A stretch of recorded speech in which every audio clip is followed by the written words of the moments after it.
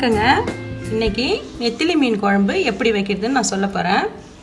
அதுக்கு நெத்திலி மீனை வாங்கி இந்த மாதிரி தலையும் வாழையும் எடுத்துட்டு மஞ்சத்தூள் உப்பு போட்டு நல்லா கழுவி வச்சுக்கோங்க. இதுக்கு முள் எடுக்க வேணும்னு அவசியம் கிடையாது, ஏன்னா குழம்புக்கு முள்ளோட போட்டால் நல்லா தான் இருக்கும்.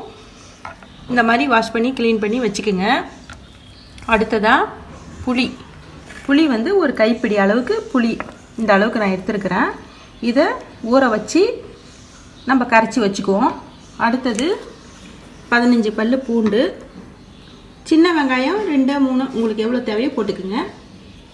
அதே மாதிரி மாங்காவும், இந்த குழம்புல போகிறதுக்கு மாங்காவும் இந்த மாதிரி உங்களுக்கு எவ்வளோ தேவையோ நீங்கள் கட் பண்ணி வச்சுக்குங்க. இப்போ குழம்பு எப்படி வைக்கிறது நான் காமிக்கிறேன்.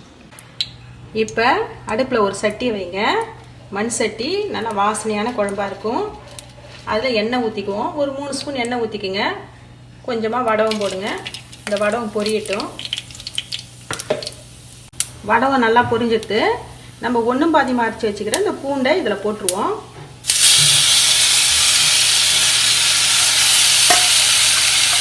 அது கூடயே ஒரு 3 பச்சை மிளகாய், கொஞ்சம் கருவேப்பிலை போட்டு நல்லா வதக்கிக்குவோம்.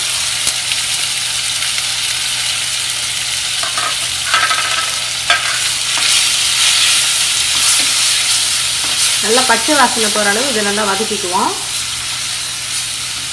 புளியை நல்லா ஒரு 10 நிமிஷம் தண்ணியில் ஊற வச்சு இது போல் கரைச்சி வச்சுக்கோங்க. இதில் 2 தக்காளி பழம் போட்டு நான் கரைச்சிருக்கிறேன்.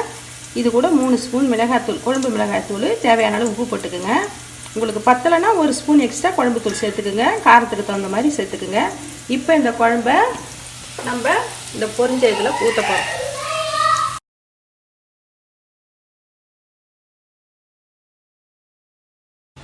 குழம்பு பாதி அளவு சுண்டிடுச்சு, வாசனையும் வந்துடுது. இப்போ இதில் நம்ம மாங்காவை போடுவோம். ஃபஸ்ட்டு மாங்காய் தான் போடணும். மாங்காய் வெந்த ஏற்பாடு நம்ம இது கூட மீனை சேர்த்துக்கலாம். இது கூட வேக வச்சு முட்டையை போட்டிங்கன்னா அந்த முட்டையில் உப்பு காரம் ஏறி அதுவும் ஒரு டேஸ்ட்டாக இருக்கும். இந்த மாங்காய் வேகட்டும்.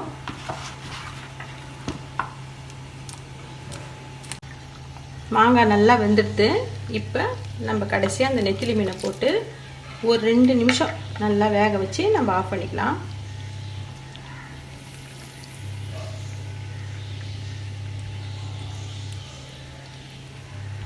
பாருங்கள், சுவையான நெத்திலி மீன் குழம்பு ரெடி ஆயிடுச்சு.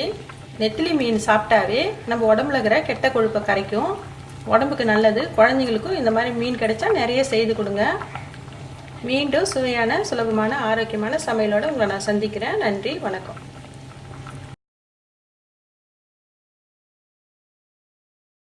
உங்களுக்கு இந்த வீடியோ பிடிச்சிருந்ததுன்னா லைக் பண்ணுங்க, ஷேர் பண்ணுங்க, சப்ஸ்கிரைப் பண்ணுங்க, மறக்காம பக்கத்துல பெல் டச் பண்ணுங்க.